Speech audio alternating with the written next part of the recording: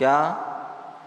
श्रावक के 6 कर्तव्यों में जो छठा कर्तव्य है दान, और श्रावक के जो धर्म में सबसे पहला वह है दान। हमें जो है श्रावक को और गृहस्थों को अपने कर्तव्य का, अपने धर्म का पालन करना चाहिए। मुनि को दे आहार फिर भोजन कीजिए। अतिथि संभाग व्रत भी होता है, उसका पालन के लिए हमें शुद्ध भोजन बनाना चाहिए अपना, और वह शुद्ध भोजन बना करके मुनिराज का पड़गान करना चाहिए। यदि मुनिराज हैं और अन्य भी कहीं व्यवस्था हो रही है और वो यदि घर घर पर पड़गान कर रहे हैं तो हमें घर पर पड़गान कर लेना चाहिए। और यदि व्यवस्था का कई बार दूर होता है, ठीक है ना, और दूर होता है, कोई बताने वाला भी नहीं होता है, ठीक है ना, तो ऐसी अवस्था में हमें मंदिर के जो है जहाँ पड़गान हो रहा है वहीं पर हमें अलग से क्या खड़े हो जाना चाहिए और वहाँ से हमें पड़गान करना चाहिए, ठीक है ना। और यदि द्वारे पर हो रहा है तो फिर अपने दरवाजे पर ही खड़े होना चाहिए और ऐसे होकर के हमें मुनिराज का पड़गान करना चाहिए। अपने भाग की परीक्षा करना चाहिए। आपका तीव्र पुण्य का उदय होगा तो मुनिराज का पड़गान मिल जाएगा आपको, और आप उनको नवदा भक्तिपूर्वक आहार दीजिए। नहीं मिला तो जो है आप भावना भाइये कि सभी जितने भी 2.5 दीप में 3 कम नौकड़ मुनिराज हैं उनका निर्विघ्न आहार हो।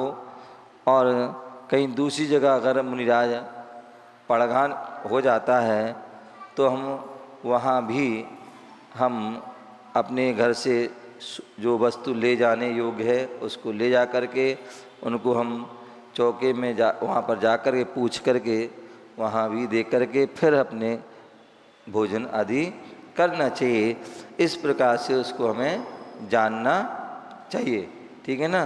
तो जो भी जो है शुद्ध भोजन बनाते हैं उनको जो है अब अच्छा है यदि अपने अपने घर से सब करते हैं तो अपना करें, अन्यथा मंदिर के दरवाजे वहाँ पर भी कर सकते हैं। और अब आपको पता ही है 10 लक्षण महापर्व आ रहे हैं, और 10 लक्षण पर मैंने पहले कहा था कि सभी लोग तपस्या करें। जिनकी शक्ति है वो उपवास आदि कर सकते हैं, जिनकी शक्ति नहीं है तो फिर वो एकासन आदि कर सकते हैं। और एकासन करें तो वो शुद्ध भोजन बनाएं। क्या करें? ऐसा ना हो कि हम जो एक आसन तो कर रहे हैं, बहुत से लोग कहीं नल का पानी पी लेते हैं, कहीं बाज़ार का आटा खा लेते हैं, कहीं बाज़ार का मसाला खा लेते हैं, बाज़ार का नमक खा लेते हैं, बाज़ार का दूध, बाज़ार का घी। तो ध्यान रखिए फिर वो आपका सही मायने में वास्तव में एक आसन नहीं होगा। तो इसलिए आपको चाहिए कि 10 लक्षण जो पर्व आ रहे हैं और उन 10 दिनों में कम से कम जो है यदि उपवास नहीं कर पा रहे हैं तो आप जो है कम से कम 10 दिन जो है शुद्ध भोजन क्या करिए, शुद्ध भोजन बनाइए। और जब शुद्ध भोजन बनाते हैं तो सबसे पहले अतिथि संभाग व्रत, पहले जो है मुनिराज को पड़गान करें। मुनिराज को पड़गान होता है अच्छी बात है, नहीं होता है तो जो है हम स्वयं शुद्ध भोजन करें। तो इस बात का सभी लोग ध्यान रखें, ठीक है ना। अभी जो है बात आई थी जो है कि दान की बताया था कि दान कैसे देना चाहिए, दान किसे कहते हैं। तो यहाँ बताया गया था कि जो मोक्ष मार्ग के जो है चल रहे हैं ऐसे उन साधकों के लिए जो है हमें क्या करना चाहिए, आहार, औषध, शास्त्र, अभय या बसति का आदि या उपकरण दान आदि हमें देना चाहिए। और वो 7 पात्रों को जो मोक्ष मार्ग में चल रहे हैं ऐसे 7 पात्रों को और सत्पात्र में हमारे उत्तम, मध्यम, जघन ये जो पात्र हैं, उत्तम पात्र में जो आचार्य, उपाध्याय, साधु ये हमारे उत्तम पात्र हैं। मध्यम पात्र में आरिका, एलक, क्षुल्लक, क्षुल्लिका और प्रतिमाधारी जो पंचम गुण स्थान वर्ती जीव हैं वो मध्यम पात्र हैं।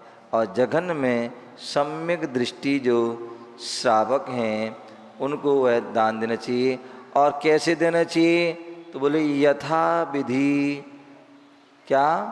यथा विधि और नवदा भक्ति पूर्वक। क्या?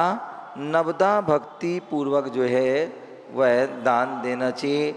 अब वो नवदा भक्ति क्या है? तो बोले जो जहाँ पर 9 प्रकार की जो भक्ति हो वह नवदा भक्ति हैं। और वह नवदा भक्ति में सबसे पहले जो है वह पड़गहन। क्या होते हैं? बोले हम मुनिराज को हम निमंत्रण नहीं देते हैं। क्या? मुनिराज हमारे निमंत्रण पे नहीं आते हैं अथवा बिना बुलाए भी नहीं आते हैं। तो हम क्या करते हैं? उनको भक्ति से उनको पड़गहन करते हैं। भक्ति से हम जो है उनको बुलाते हैं। ठीक है ना? हम या तो घर, अपने घर के दरवाजे के बाहर अथवा मंदिर आदि के बाहर क्या करते हैं? शुद्ध वस्त्र पहन करके मन शुद्ध होना चाहिए, वचन शुद्ध और काय आदि भी शुद्ध होना चाहिए।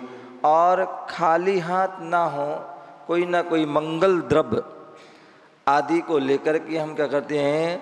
उनको पड़गहन करते हैं। और पड़गहन जब करते हैं तो जैसी मुनिराज अपनी मुद्रा आदि लेकर के आते हैं तो हम जैसे उनको दूर से देखते हैं तो क्या होता है?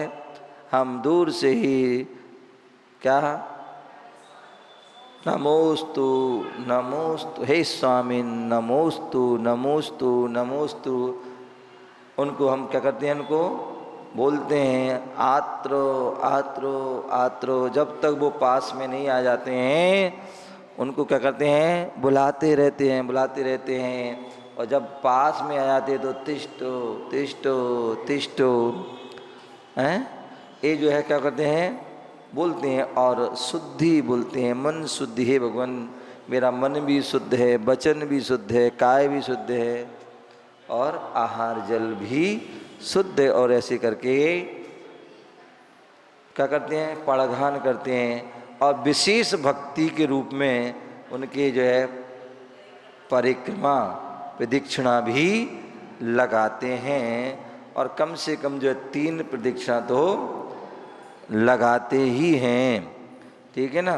तो ये ऐसा जो है पड़गहन, जब हम पड़गहन करते हैं तो शुद्ध वस्तुओं में पड़गहन होना चाहिए।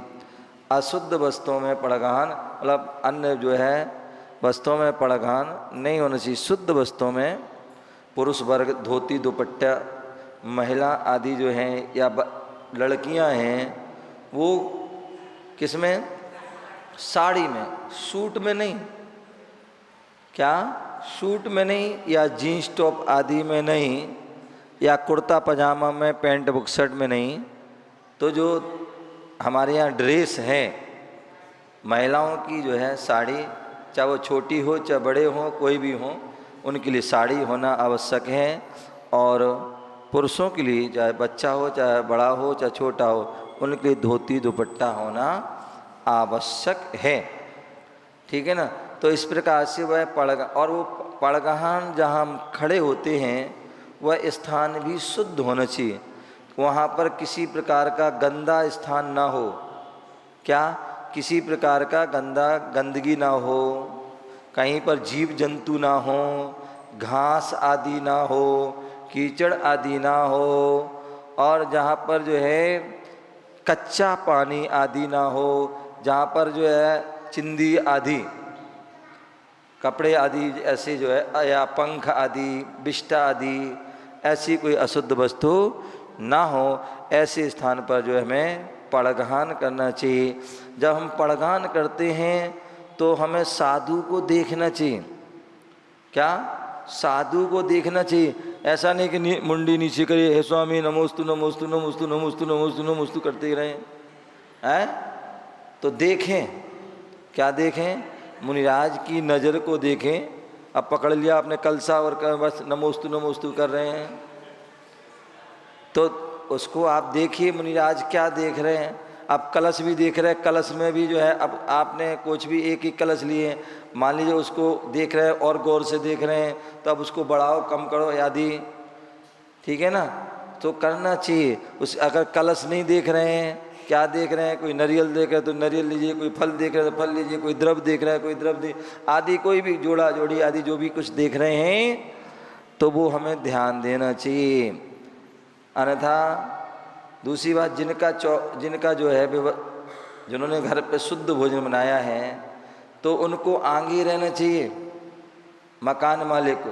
अन्यथा किराएदार आगे आ जाते हैं, मकान वाले को क्या कर देते हैं, पीछा कर देते हैं, और फिर बाद में कहते हैं मुनीसी तो हमारे यहाँ आए नहीं है। समझ गए ना? तो इसलिए जो है जिनका जो व्यवस्था हो उनको आगे करना चाहिए, बाकी पीछे। हाँ, यदि जब मुनिराज नहीं पड़क रहे हैं तब बात अलग है कि भाई आगे तुम्हें देख रहा हूँ, इनको देख रहा हूँ, तब वो आगे आना चाहिए। अन्यथा पहले जो परिवारजन हैं उनको आगे होना चाहिए, ठीक है ना। तो इस प्रकार से जो पड़गान करने के बाद यदि हम घर के बाहर पड़गान कर रहे हैं तो क्या करना चाहिए, नीचे देखते हुए परिक्रमा लगाइए। उसके बाद मन शुद्धि, वचन शुद्धि, काय शुद्धि, आहार जल शुद्ध है, मम गृह में प्रवेश कीजिए। क्या कीजिए? अथवा मंदिर के बाहर पड़गान कर रहे हैं तो मम गृह के लिए प्रस्थान कीजिए, ठीक है ना, मम गृह के लिए प्रस्थान कीजिए। और नीचे और बोलते जाएं बीच बीच में कि जो है भूमि शुद्धि आदि, ठीक है ना। और जब घर के पास पहुंच जाएं तो मम गृह में, चौके में प्रवेश नहीं है, भोजनशाला में प्रवेश कीजिए। अभी भोजनशाला कहाँ है? अभी तो मम गृह में तो प्रवेश कराओ पहले, ठीक है ना।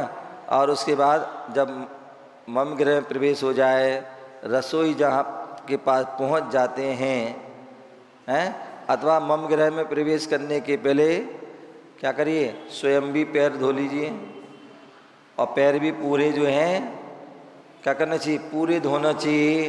जो पंजा भी धुलना चाहिए और एड़ी भी, ऐसा नहीं ऊपर ऊपर धो लिया है, तो ऊपर ऊपर नहीं, नीचे भी धोना चाहिए, और नीचे नीचे धो लिया तो ऊपर भी धोना चाहिए, पूरा धुलना चाहिए, ठीक है ना। और उसके बाद प्रवेश करना चाहिए, कराना चाहिए। और जब प्रवेश कर जाते हैं तो फिर जब पास में रसोई के पास पहुंच जाते हैं, जहाँ क्या करना चाहिए, तो वहाँ जहाँ पर आहार होना है तो उसके पहले पहुँचिए और फिर बोलिए कि अब जो है भोजनशाला में या आहार कक्ष में प्रवेश कीजिए, ठीक है ना। और जब प्रवेश कर जाएं तो फिर क्या करना चाहिए, अब ऐसा नहीं कि तुम भी खड़े हो और हम भी खड़े हैं,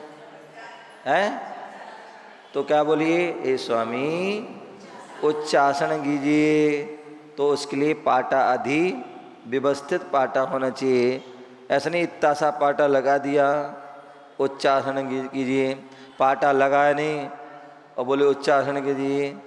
तो ये सब बातों का हमें क्या ध्यान रखना चाहिए। उच्चासन लगाए, अच्छे पाटा दीजिए, उस पर उनको विराजमान कराइए।